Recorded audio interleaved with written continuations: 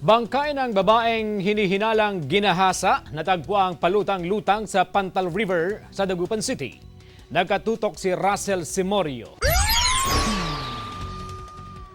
Natagpo ang palutang-lutang ang bangkay ng 21 anyos sa babae sa Pantal River sa Dagupan City kaninang umaga. Nakilalang biktimang si Raicia Tolosa Vidal, isang promodizer. Nakatanggap ng report ang Tactical Operations Center ng pulisya mula sa dalawang mangingisda kaya't agad na nagsagawa ng retrieval operation para makuha ang bangkay ng biktima. Pinaniniwala ang ginahasang biktima dahil wala itong pang-ibabang saplot ng matagpuan. Hihintayin pa natin yung result ng autopsy, kung may foul play o wala.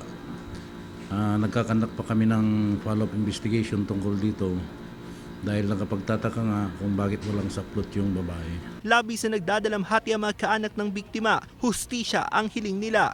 Patay na, sa bakawan. May damit siya pero wala na daw siyang panty. Tsaka nakita ko sa mukha niya, basag dito sa mukha. May tinuturi ng persons of interest ang pulisya sa krimen pero hindi muna ito pinangalanan. Nung nag-follow up ng investigation, siya yung parang tinuturo ng mga bystander doon. At saka yung malapit doon sa place of incident, doon sila nag-inuman ng mga yun.